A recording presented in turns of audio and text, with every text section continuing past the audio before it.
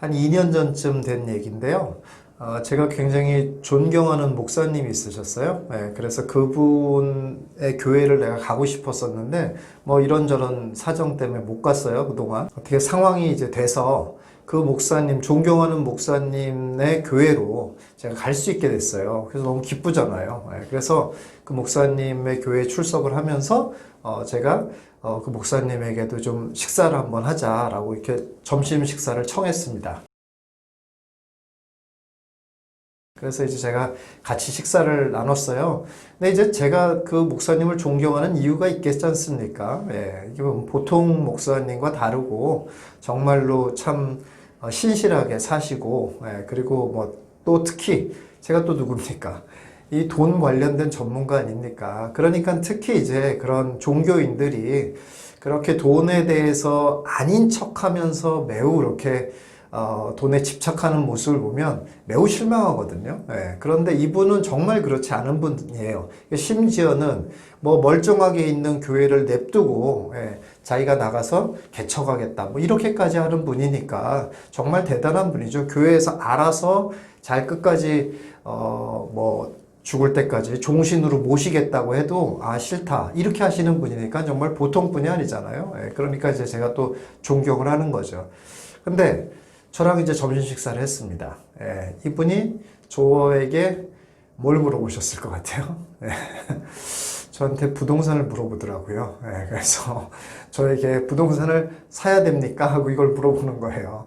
근데 저는 그런 질문이 참 반가웠어요. 왜 그러냐면 이게 사실은 돈에 관심이 없다고 해가지고 진짜 완전히 관심 없는 게 관심 없는 게 아니에요. 그게 아니라 정말 나쁜 거는 돈에 대한 이중성을 갖는 게 나쁜 거죠. 돈에 집착하는 게 나쁜 거지. 돈을 내가 어느 정도 내 능력껏 이루고 만들겠다고 하는 게 종교인이라고 해도 그게 뭐가 나쁜 겁니까? 그러지 않은 척 하면서 뒤에서 더 챙기고 이런 게 나쁜 거죠. 근데 이제 그분은 솔직하게 얘기를 하는 거예요. 자기가 뭐 부동산 투자를 해가지고 돈을 벌겠다 이런 생각은 없는데, 이제 나이가 이제 거의 60이 다 되셨는데, 집 한 채도 없는데, 내가 이제 은퇴를 하게 되면 교회에서 뭐 연금이 나오는 것도 아니고, 그냥 사실 살 길이 좀 막막하지 않냐. 그러니까 집은 그래도 한 채 좀 있지 않아야 되겠냐. 이렇게 얘기를 하시는 거예요. 참 일리 있는 말이잖아요. 그런데 이제 교회에서는 대부분 이렇게 사택을 줍니다. 사택을 주는데 그 사택을 사서 주는 경우도 있고, 예, 그 이렇게 전세로 얻어주는 경우도 있어요. 근데 이제 사서 주는 경우는 근무하는 동안까지는 이제 계시다가 나중에 이제 퇴직을 하게 되면은 이제 그 돈을 이제 일부는 계속 이제 갚아나가는 형태. 이런 방법이 있단 말이죠. 그래서 이제 교회가 그걸 결정하려고 하는 거예요. 전세로 그냥 살도록 해드릴까? 아니면 교회가 그 이제 목사님 이름으로 사드리고 대신 이제 퇴직하지 않고 있는 동안은 이제 급여에서 까고, 예, 퇴직하고 나가지고는 나머지 뭐 대출을 안든지 이제 뭘 하는 거죠. 이런 방법을 하는 거죠. 그렇게 할까 아니면 전세 놓을까 이걸 고민하고 있는 중인 거예요. 그래서 저한테 그걸 물어본 겁니다. 교회가 이런 결정을 하려고 하고 있는데 제가 집을 사달라고 하는 게 맞겠습니까? 아니면 그냥 전세로 살게 해달라고 하는 게 맞겠습니까? 하고 물어보더라고요. 제가 뭐라고 그랬을 것 같아요? 2018년도의 일입니다. 뭐라고 그랬을 것 같아요? 그분이 어디에다 교회를 개척하셨냐면 덕소에다 개척을 했어요. 그러니까 근처에 이제 집을 얻어야 되지 않습니까? 근데 여러분 잘 알다시피 그 당시에 어마어마한 입주 물량이 쏟아져 나오는 곳이 있었습니다. 그 근처에 어디죠? 예, 다산. 예. 다산이 어마어마하게 물량이 쏟아져 나오는 때였습니다. 입주 물량이 막 엄청 나오는 때죠. 예. 그래서 제가 뭐라고 그랬냐면, 목사님, 사시면 안 됩니다. 이제 다산에서 입주 물량이 막 쏟아져 나오면, 그때부터는 그쪽 최소한, 그쪽 지역의 아파트 가격은 무조건 떨어집니다. 그러니까 절대 사시면 안 됩니다. 이렇게 얘기를 했어요. 네. 그랬더니 그 목사님이 너무 감사하다고 막 감동을 하는 거예요. 물론 이제 제가 이렇게 간단하게만 얘기하지 않았을 거 아니에요. 막 여러 가지 무슨 이유들을 막 대가면서 제가 막 이렇게 성심성의껏 얘기해 드렸을 거 아니겠습니까? 했더니 이 목사님이 너무 감동을 해가지고 고맙습니다, 고맙습니다 막 계속 얘기를 하는 거예요. 그러면서 하시는 말씀이 또 뭐냐면, 하나님께서 정말 저에게 보내주신 것 같습니다. 막 이러는 거야. 제가 갑자기 신의 사자가 된 거죠, 이제. 그렇게 해서 제가 감동을 했습니다. 그래서 그 목사님, 교회에다 얘기를 했습니다. 뭐라고 얘기를 했냐면은, 집을 사주지 마시고, 저를 전세로 얻게 해 주십시오. 라고 해서, 미사의 전세를 얻었습니다. 여러분, 결과는 어떻게 됐겠습니까? 제가 사실 이렇게 웃으면서 얘기할 때가 아닙니다. 그렇죠? 좀 정말 죄송한 말씀인데 정말 참담한 결과가 벌어졌습니다. 근데 진짜 안타까운 건 뭐였냐면 제가 그렇게 하고 나서 어떠한 사정이 생겨가지고 그 교회를 다시 또 나오게 됐어요. 싸우고 나오고 이런 거 아니에요. 그러니까 사정이 생겨가지고 그 교회를 계속 다닐 수 없는 사정이 생겼어요. 그래서 나오게 됐어요. 그래서 그 목사님이랑 또 연락이 끊긴 거예요.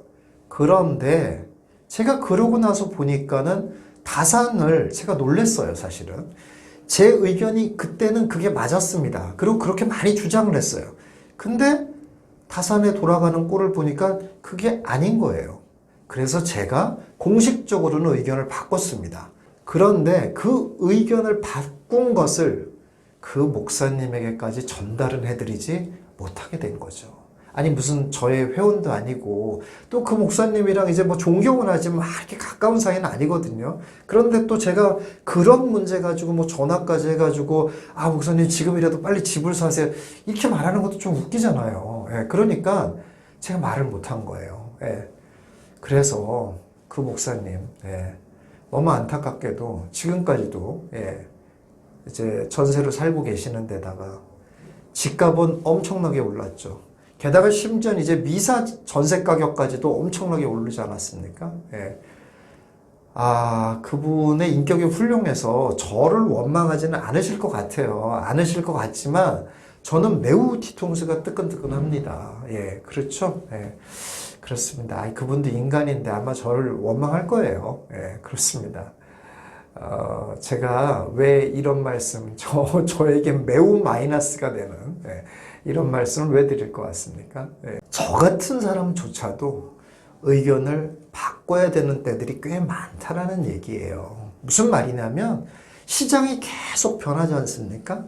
이런 변화되는 거에 맞게 적절한 의견을 가지고 적절한 판단을 해야 된다는 거예요. 내가 이런 생각을 했다고 하더라도 시장 상황이 바뀌어. 그런 걸 막 조사를 해봤더니 진짜 여러 가지 상황이 바뀌었어. 그럼 어떻게 해야 돼요? 내 생각을 바꿔야 된다는 얘기입니다.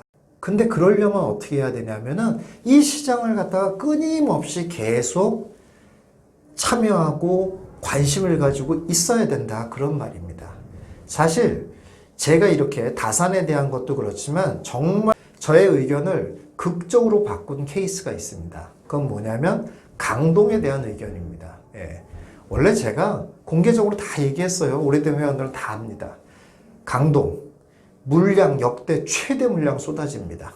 역대 최대 물량 쏟아지기 때문에 헬리오시티부터 시작해가지고 역대 최대 물량 쏟아지기 때문에 무조건 전세값 하락, 집값 하락합니다. 이렇게 제가 얘기했던 사람이에요. 그래서 우리 회원들 다 못 사게 했습니다. 말렸습니다. 그러다가 헬리오시티 돌아가는 꼴 보고 구독 그라시움 보류지 낙찰되는 걸 보고 그러면서 잽싸게 의견을 바꿨습니다. 뭐라고 그랬냐면 제가 잘못 생각했습니다. 잘못 생각하고 이게 상황이 이전과는 매우 다릅니다. 매우 달라진 이유가 있어요. 그게 왜 그러냐면 전세 대출이 예전보다 너무 잘 나왔다는 아주 새로운 변수가 생겼어요. 그래서 전세가가 내려가지 않는다는 거예요. 그런 아주 처음 여태까지 한 번도 겪어보지 못한 그런 일이 벌어졌거든요. 그래서 전세가 내려가지 않고 전세가 내려가지 않으니까 집값도 안 내려가는 그런 상황이 벌어진 거예요. 그래서 제가 잽싸게 의견을 수정해서 뭐라고 얘기했냐면 지금이라도 사셔야 됩니다. 강동은 지금이라도 사야지 지금 안 사면 절대 안 됩니다. 이렇게 완전히 반대되는 의견을 얘기했어요. 다행히 우리 회원들은 뭐야? 저런 놈이 다 있어? 옛날에 뭐 사지 말라고 그러더니만 이제 와서 갑자기 사라고 그래? 이렇게 요구를 하시는 건 속으로 하고, 예. 겉으로는, 아이고, 웃으시면서, 감사합니다. 이러면서, 그러면서 잽싸게 샀어요. 그래서 어쨌든 간에 아주 저가에 사지는 못했지만, 지금은 여러분 아시죠? 그때 샀어도 강동의 집값이 뭐 8사형 기준으로 해서 한 4억 이상 올랐습니다. 뭐 그럼 나쁘지 않은 거 아닙니까? 사람들이 이래요. 뭐 좀 처음 공부해가지고 흥분해가지고 막 이렇게 할 때는 열심히 해요. 그러다가 이제 쉽게 말해서 총알 다 떨어진 거죠. 그리고 어느 정도 성과도 이루었어요. 그리고 이제 앞으로 막 총알이 생길 것 같지도 않아. 그럼 어떤 생각 같습니까? 이제 나 그만해야 되겠다. 이렇게 생각을 하죠. 그리고 이제 나중에 총알이 생기거나 이럴 때 다시 하면 되고 또 내가 그동안 공부한 것도 있고 이러니까 뭐 이제 딱히 뭐 이제 부동산 뭐 공부 안 해도 잘할 것 같고 이런 생각이 들어서 구만하는 분들이 꽤 있습니다. 여러분 절대 그러시면 안 됩니다. 뭐 제 수업을 계속 들으라는 얘기 아니에요. 안 들어도 됩니다. 그러나 부동산 공부라는 거를 이렇게 투자 공부라는 것을 멀찌감치 떨어지고 이제 뭐 신경 쓰기 싫어라고 하지 않습니까? 그러면 점점 관심이 없어집니다. 뭐 내가 언제라도 상황이 변화지면 바로 들어가야지 이렇게 생각이 들죠? 안 되게 된다니까요. 안 되게 되고 그리고 점점 자기는 다 알고 있다라는 본인의 그런 교만함에 빠져서 이렇게 세월을 보내게 됩니다. 그렇게 되면 셋 중에 하나가 벌어집니다. 셋 중에 하나가 벌어지는데 첫 번째는 뭐가 벌어지냐면 맞습니다. 그분이 생각한 대로 본인의 실력도 있고 부동산이라는 게 확률도 높기 때문에 그렇게 공부를 안 해도 성공합니다. 성공하는 분들이 있습니다. 그건 제가 어떻게 아냐면은 아주 제가 오래전에 이제 수업 들었던 분들 있잖아요. 그런 분들이 아주 오랜만에 또 상담하러 옵니다. 이게 들어보면은 그 사이에도 꽤 잘하신 거예요. 그래서 성공하시고 잘하셨네요. 그런데 이제 조금 뭐 하여간 고민거리가 생겨서 저한테 오신 거지 않습니까? 이렇게 공부를 그동안 안 했어도 성공을 합니다. 여러분들 그런 거 기대하죠? 맞습니다. 될 수 있어요. 첫 번째. 두 번째는 반대되는 사례입니다. 어떤 사례냐? 망하시는 분이 있습니다. 한 10년 전쯤 된 우리 회원이 또 한 번 찾아오셨어요. 옛날에 수업 듣고 이제 한참 안 들으셨죠? 찾아오셨어요. 근데 뭐 걱정 근심 가득한 표정으로 왔습니다. 알고 봤더니 이분이 굉장히 공부도 그 당시에 열심히 했던 분이거든요. 근데 이제 한참 이제 뭐 부동산을 좀 떠나 있고 뭐 이러는 동안 뭐 이제 뭐 자기 스스로 뭐 여기저기 알아보고 했겠죠? 그랬는데 평택에 있는 빌라 20채를 샀어요. 갭 1,000만 원으로 2억 가지고 20채를 샀습니다. 그때는 어떤 마음으로 샀냐면 이런 거죠. 한 채당 2천만 원 정도씩은 먹을 수 있을 거다. 이래서 산 거예요. 그것도 또 뭐냐면 그 당시에는 평택이 비조정 지역이었으니까. 그랬으니까 비조정 지역이니까 일반 과세로 해가지고 막 해도 2천만 원씩만 먹으면은 엄청난 수익이지 않습니까? 20채 샀으니까 얼마 4억 버는 거 아니에요. 물론 이제 양도세 이제 뭐 해야 되겠죠. 그러면 이제 그 정도 벌지는 않지만 하여간 2억 가지고 2억은 벌 수 있는 그런 상황인 거예요. 그래서 20채를 샀는데 어떻게 됐겠습니까, 지금? 조정 지역 됐죠. 지금 다주택자 종부세가 장난 아니게 됐죠. 그리고 평택 물량 엄청 쏟아지니까 전세가 안 올라가죠. 심지어 몇 개는 역전세는 났죠. 팔리는 거는 어림택도 없죠. 이러니 이제 죽겠는 거죠. 이런 엄청난 실수를 하고 저한테 온 거예요. 그래서 제가 너무 안타까웠습니다. 자, 여러분 아까 말씀드린 성공한 사례, 실패한 사례 둘 다 있을 수 있다는 얘기예요. 공부를 안 해도 이미 공부를 좀 어느 정도 한 사람이라면 누가 더 많을까요? 그거는 뭐 알 길이 없습니다. 사실은 뭐 공식적인 통계가 있는 것도 아니고. 근데 제가 볼 때는 한 반반 돼요. 제가 상담한 사례로 보면. 그런데 문제는 만약에 실패했을 때 그 피해의 정도가 얼마나 됩니까? 이거를 한번 생각해 보세요. 저는 그래서 이거를 뭐라고 얘기하냐면 안전벨트론이라고 합니다. 안전벨트 안 차고 다녀도 웬만해서는 사고 안 납니다. 여러분 운전하는 횟수에 비하면 사고 나는 거는 거의 0.1%도 안 될걸요 아마. 그렇습니다. 안전벨트 안 차고 다녀도 됩니다. 0.1%밖에 안 되는 확률이기 때문에. 그런가요? 예. 아니죠? 예. 그 0.1%라고 해도 사고 한 번 나면 장애인이 될 수도 있고 죽을 수도 있습니다. 피해의 정도가 너무 크기 때문에 확률이 낮지만 안전벨트를 하는 거예요. 예. 부동산도 마찬가지입니다. 여러분들 이런 생각도 하시는 분들이 있어요. 아유, 내가 공부 좀 했는데 그런 거 뭐 빌라 막 그렇게 사라고 하는데 미쳤다고 그런 거 사겠어? 라고 생각하시죠? 예. 그렇지 않습니다. 제가 이런 분들이 왜 실수를 하는지를 한번 잘 분석을 한번 해봤어요. 왜 실수할 것 같아요? 이런 분들이. 이런 분들 이런 얘기 하죠?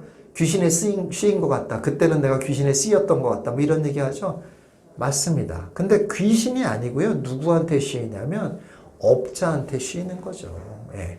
업자의 그 현란한 말발에, 현란한 그 욕심을 부추기는 그런 것에 넘어가는 거죠. 근데 이게 그러기가 되게 쉬워요. 여러분 안 그럴 것 같지만 되게 쉬워요. 왜 그런 줄 아세요? 여러분 또 이런 얘기가 있어요. 사자가 가재를 잡지 않습니까? 예. 가재를 잡는데 그 잡아서 사냥에 성공하는 확률이 10%도 안 됩니다. 예. 그런데 왜 10% 안 되는지 아세요? 왜 그렇습니까? 사자는 배고파서 달리죠. 배고파서 달리지만 가재는 어떻게 해서 달립니까?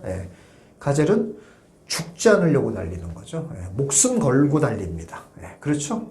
누가 이기겠어요? 가재는 이겨요. 그러니까 확률이 낮은 거예요. 사자가 사냥의 확률이. 이런 겁니다. 자, 여러분들이 뭐 어디 가서 부동산을 사려고 그래요. 그런데 여러분은 돈 벌려고 가는 거죠. 이걸 파는 업자는 어떻게 팔아요? 이 사람은 생계가 걸려 있습니다. 생계가 걸려 있기 때문에 목숨을 걸고 팝니다. 누가 이기겠어요? 그래서 넘어가는 거예요. 그렇게 정성을 다 쏟고 온갖 얘기를 하는 그 사람들은 그런 것만 막 훈련한 사람들이에요. 이길 수 있을 것 같습니까? 못 이긴다는 얘기입니다. 그래서 넘어가는 거예요. 마지막 세 번째는 어떤 거냐면 우수했던 사람이 안 우수해지는 경우죠. 이게 무슨 말이냐면 여러분 내가 좋은 걸 샀어요. 그리고 나 이제 부동산 관심 안 가지려고 이렇게 마음 먹었어요. 그러면은 계속 그게 뭐 이렇게 다 잘 돼서 되면 괜찮겠죠. 그런데 나중에 내가 갖고 있었던 것이 우수했는데 당시에는 우수했는데 점점 안 우수한 대상으로 바뀌었는데 그걸 모르고 있게 되는 거죠. 그 대표적인 예가 뭡니까? 그 대표적인 예가 타워팰리스예요. 타워팰리스가 2000년대, 2005년, 2010년 전까지만 해도 강남의 가장 부를 상징하는 그런 대상 아니었습니까? 그런데 지금도 타워팰리스 산다고 그러면 뭐 대단합니다. 그렇긴 하나, 과거의 명성만 같습니까? 안 그렇죠? 강남에 그거보다 더한 데들이 많아졌죠? 그런데 예를 들어 타워팰리스를 갖고 있었던 사람이라면 어떻게 했어요? 그런 지위를 계속 유지하고 싶었으면 어떻게 했어야 되겠습니까? 그렇죠? 팔고서 반포로 옮겼거나 팔고서 뭐 옮겼어야 되죠? 그렇습니다. 그래야 되는 건데 그거를 미처 못한 거죠. 왜 못했겠어요? 세상이 바뀌는데 자기는 안 바뀌고 있는 거죠. 이렇습니다. 여러분, 그래서 제가 서두 얘기했던 저의 실수 얘기도 한 겁니다. 무슨 말이냐? 저 같은 전문가조차도 시장이 막 계속 바뀌고 예전보다 더 빨리 바뀌어요. 그래서 끊임없이 공부할 수밖에 없고 끊임없이 시장이 어떻게 변하고 끊임없이 사람들의 소비 패턴, 사람들의 욕구가 어떻게 변하는지를 계속 봅니다. 이렇게 봐야지만이 바른 판단을 할 수가 있습니다. 여러분, 총알 다 떨어졌다고 해서 나 이제 부동산 공부 그만해야지 라고 하면 1, 2, 3번 셋 중에 하나가 돼요. 그런데 1번 되면 다행입니다만은 2번, 3번 되면 3번만 돼도 뭐 그렇게 크게 망하는 건 아니죠. 2번 되면은 여러분들 피해 사례가 매우 크다는 걸 여러분들이 인식하시고 조금 불편하더라도 부동산 공부를 너무 가깝게는 하지 마시고 꾸준히 세상의 변화를 내가 계속 익힌다는 마음으로 여러분들이 꾸준히 하시는 게 여러분의 재산을 잘 키울 수 있는 방법이라는 말씀을 드리고 싶습니다. 예, 오늘 영상 여기까지 하도록 하겠습니다. 감사합니다. 영상이 좋았다면 좋아요와 구독을, 영상이 나빴다면 싫어요를 꼭 눌러주세요. 여러분들의 의견과 응원이 큰 도움이 됩니다. 감사합니다.